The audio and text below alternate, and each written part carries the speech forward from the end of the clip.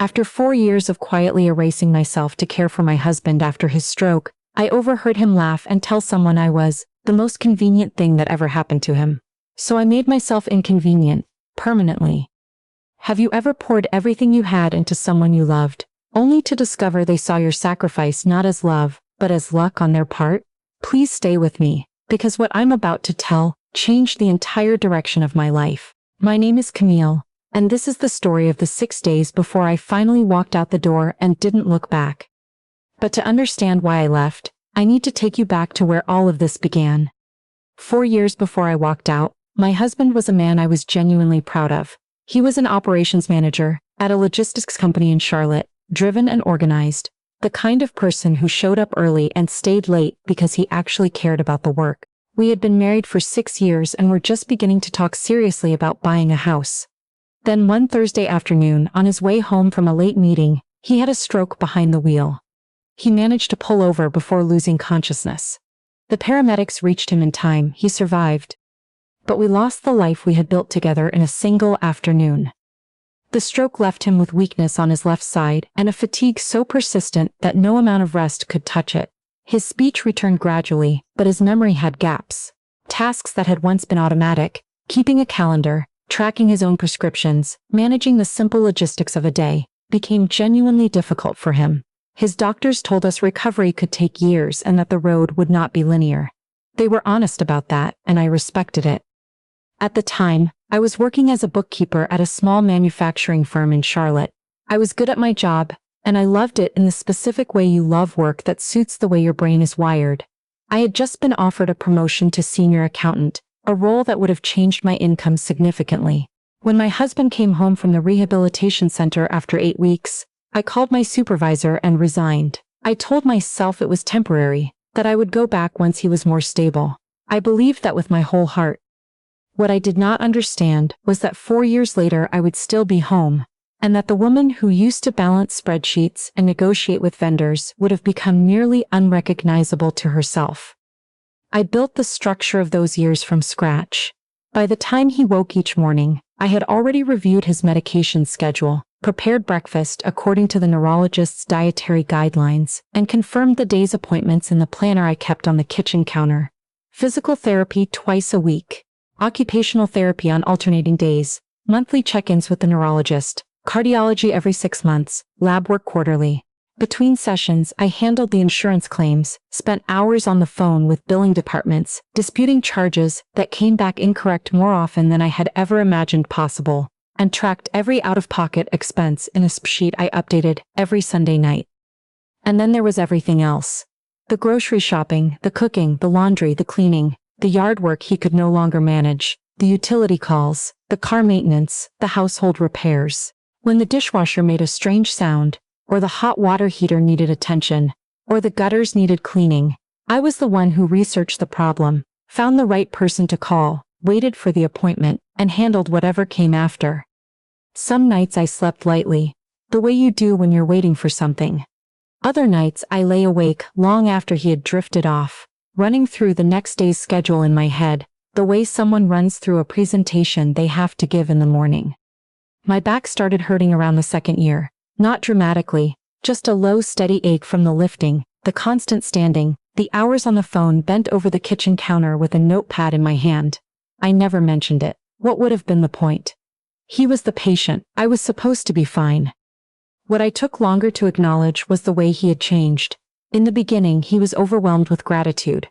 He apologized constantly, told me he didn't know what he would do without me, looked at me with something that felt like awe. I held on to that for a long time. But somewhere around the middle of the 2nd year, those moments disappeared. The thank yous became rarer, then almost absent. The apologies turned into expectations. If I was a few minutes late with his medication, he would grow visibly irritable.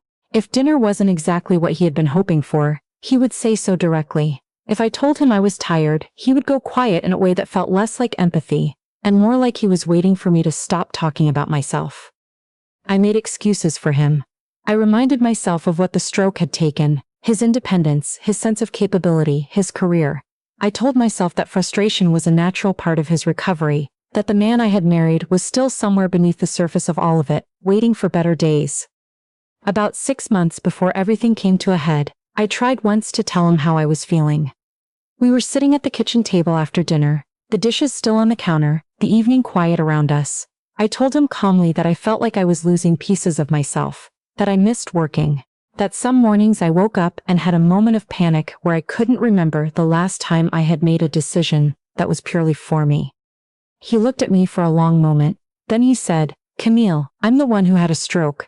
I'm the one whose career is gone. Can you please not make this about you right now?" I didn't bring it up again. 6 days before I finally left, a Wednesday, he had an occupational therapy session at a new clinic across town. I drove him over the way I always did, checked him in, confirmed his copay with the front desk, and told him I was stepping out to the car to grab the folder with his insurance documents. He had an outstanding billing question from his previous visit. I said I would be back in a few minutes. I was gone maybe 10 minutes. When I came back through the side entrance with the folder, I heard laughter coming from somewhere near the waiting area. I recognized my husband's voice immediately.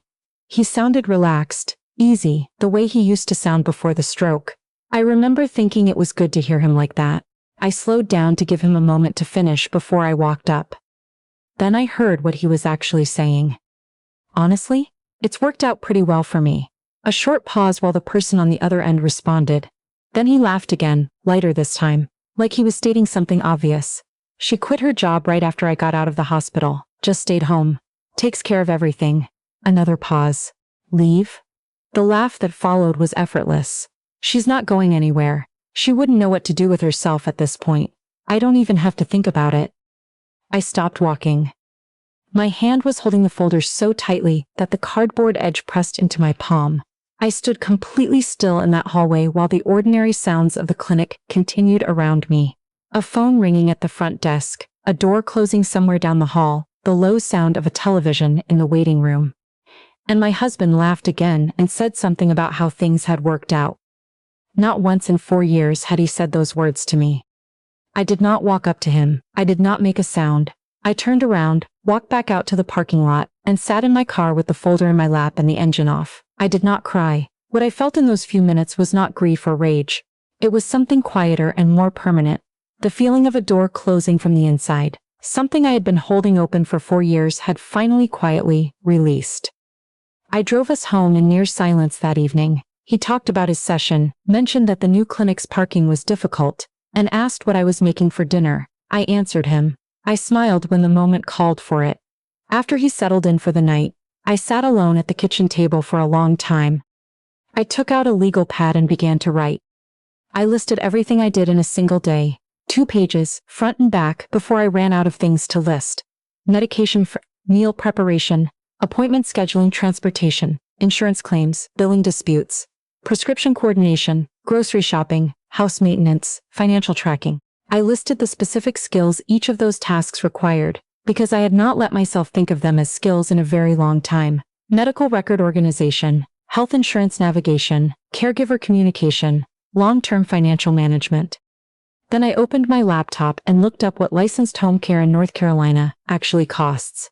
A certified home health aide ran between $25 and $32 an hour. For the scope of what I had been doing, which went well beyond basic aid work into skilled coordination and financial case management, the weekly cost of replacing me with a licensed agency would have run somewhere between $1,800 and $2,200 every week for 4 years.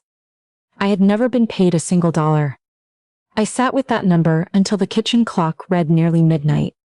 Then I found my old resume, which I had not opened since I left the firm. I updated it carefully, because the truth was that everything I had done for 4 years, tracking medical expenses, navigating insurance disputes, managing long-term disability claims, maintaining meticulous financial records, required the same skills my old job had. I just hadn't been credentialed or compensated for any of it. I sent my resume to 2 accounting firms in Charlotte I knew from before and told myself not to expect anything quickly. By Thursday morning, one of them had replied. I read the email 3 times. They were inviting me in for an interview. I confirmed the appointment before I finished my coffee. I said nothing to my husband. That same afternoon, while he watched television in the other room, I called 2 home care agencies and requested detailed service packages based on his specific needs, his mobility limitations, his medication complexity, his transportation requirements, his cognitive support needs for daily scheduling. Both were thorough and professional. The costs were exactly in line with what I had found the night before. His long-term disability payments, which I'd been managing and quietly building in savings, because I had kept our household expenses low for 4 years, would cover it without any shortfall. I saved my notes under a file name he would never think to look for. That Friday, I told him I had some personal errands and drove to the south side of Charlotte to see a 1-bedroom apartment I had found online. It was on the 2nd floor of a newer building, walking distance to a greenway, with wide windows on the south side that filled the living room with afternoon light. It wasn't large or extravagant.